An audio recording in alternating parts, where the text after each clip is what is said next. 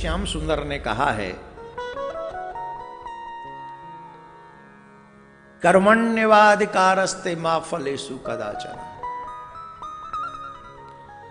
व्यक्ति जैसा कर्म करता है मैं उसको वैसा फल देता हूं, अच्छा हो या बुरा। कार्तिक मास में आपके प्रत्येक कर्म का फल आपको अधिक लगता है, चाहे आप अच्छा कर्म कीजिए चाहे आप बुरा कर्म कीजिए, यह आपके ऊपर डिपेंड है। हमारे किसान भाई जानते हैं, बीज बोओगे चाहे कम या ज्यादा फसल मिलेगी। जीवन रूपी खेत में कर्म ही आपका बीज है, कम हो या ज्यादा काटना आप ही को है। आपके किए हुए कर्म से आपको कोई बचा नहीं सकता। आप इस बात को ऐसे समझिए। इस बात को मैं इसलिए प्रारंभ में समझा रहा हूं कि कार्तिक मास में आप लोग सभी यहां या आस्था पे कहीं भी बैठकर सुन रहे हैं, बड़े सावधानी पूर्वक अपने कर्म को समझें और आगे करें। एक राजा था एक राज्य का, सभा में बैठा हुआ था।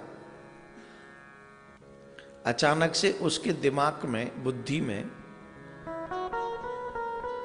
एक विचार आया, जिस समय मैं पैदा हुआ, मेरा जन्म हुआ, उसी समय पर, उसी दिन, उसी पल, उसी क्षण और भी लोग जिनका जन्म हुआ होगा, और भी तो इस राज्य में लोग जन्म लिए होंगे उसी समय, उसी दिन, उसी समय में, उसी मुहूर्त में। समय भी वही है, मुहूर्त भी वही है, दिन भी वही है, महीना भी वही है, टाइमिंग भी वही है। अकेला मैं राजा क्यों बना और सब राजा क्यों नहीं है?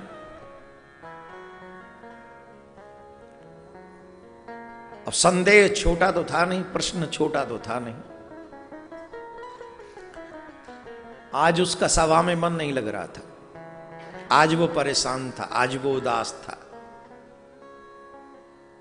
राजा अपसेट था, ये प्रश्न उसके मन में घर कर गया था।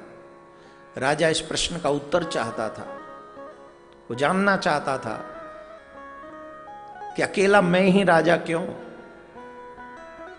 वजह क्या है, रीजन क्या है, कारण क्या है।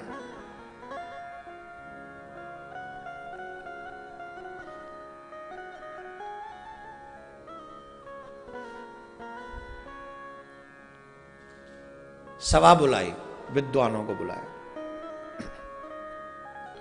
और विद्वानों के सामने एक ही प्रश्न,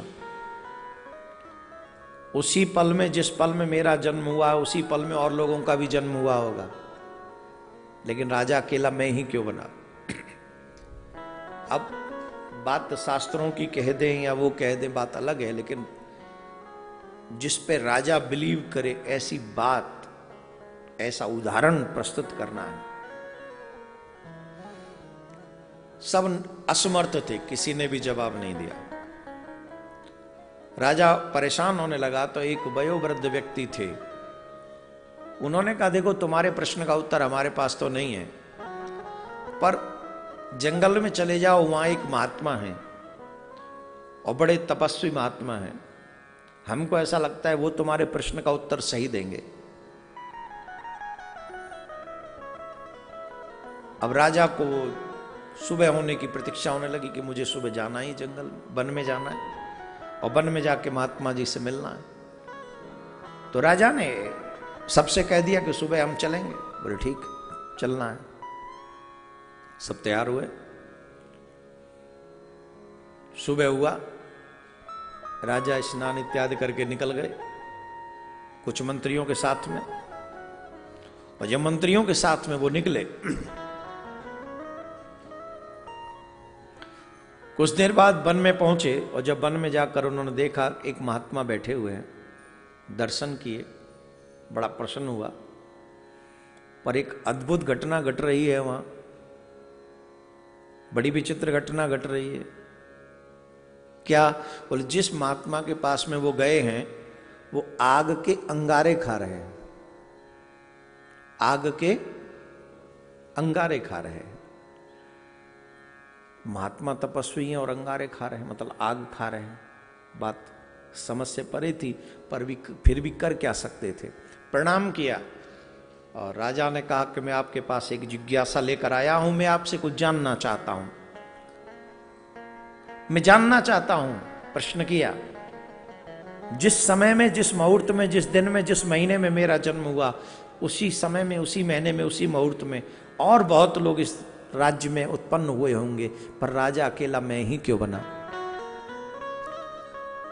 संत अग्नि खाते रहे और कहने लगे, तेरे प्रश्न का उत्तर मेरे पास नहीं है, जा आगे चला जा, एक और महात्मा बैठा होगा, उससे जाके पूछ।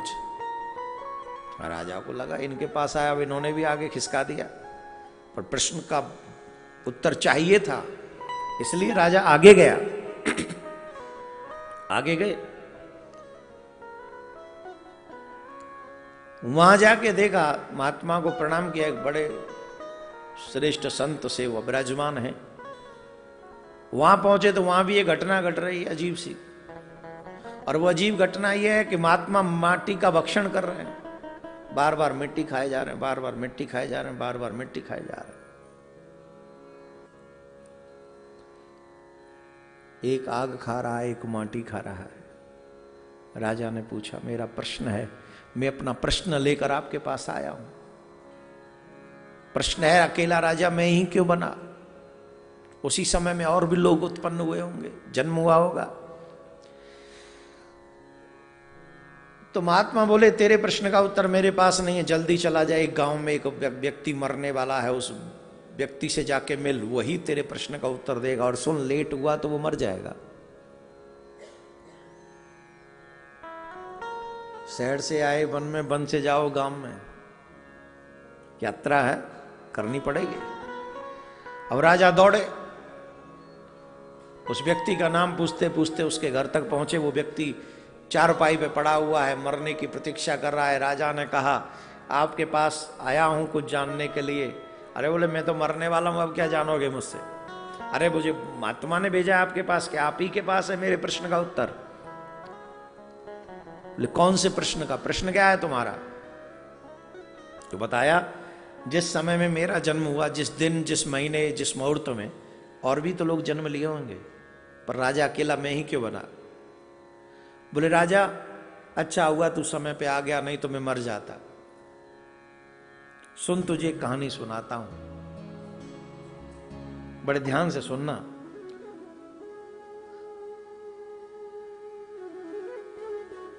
कुछ समय पहले 4 भाई थे, विपत्ति काल था, और विपत्ति काल में वो जंगल में रहा करते थे। कई दिनों बाद उन्हें भोजन करने को मिला, पर जैसे ही वो भोजन करने बैठे, वहां पर एक बाबा जी आ गए। तो बाबा जी ने कहा कि हमें बड़ी जोर से भूख लग रही है, कुछ भोजन हमें करने को दे दो। तो एक व्यक्ति ने कहा, तुझे अगर दे देंगे तो मैं क्या अंगारे खाऊंगा, मैं क्या आग खाऊंगा? दूसरे के पास गए, भाई भोजन करने को दे दे, भूख लग रही है। दूसरे ने कहा, तुझे दे दूंगा तो मैं क्या मिट्टी खाऊंगा, मुझे भी तो जिंदा रहना है। तीसरे के पास गए, उससे कहा, भैया भोजन दे दे करने को। तीसरे ने कहा, तुझे दे के क्या मैं मर जाऊं, भूखा मर जाऊं?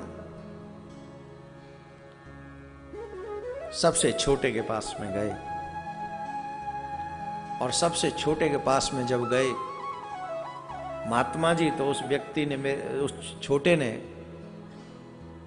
अपने भोजन की थाली उसे दे दी, खुद भूखा रहा और महात्मा को पेट भर के भोजन करा दिया। बोले, इस कहानी से मेरे प्रश्न का उत्तर कहां मिला? बोले, इसी कहानी में तेरा उत्तर है। जानता है, वो जो अंगारे खा रहा था ना, ये वही बाबा जी है जिसने कहा था तुझे दे दूंगा, मैं क्या अंगारे खाऊंगा, मैं क्या आग खाऊंगा। जिसने ये कहा था मैं मिट्टी खाऊंगा, वही व्यक्ति मर के बाबा जी बना पर खा मिट्टी रहा है। और जिसने कहा था कि मैं तुझे दे दूंगा तो मैं क्या मरूंगा, वो मैं हूं। मैंने उसे नहीं दिया पर अब मैं मरने के लिए तैयार पड़ा हूं। रही बात वो चौथे की, जिसने अपना भोजन भी दे दिया था, जानता है वो हमारा सबसे छोटा भाई तू है।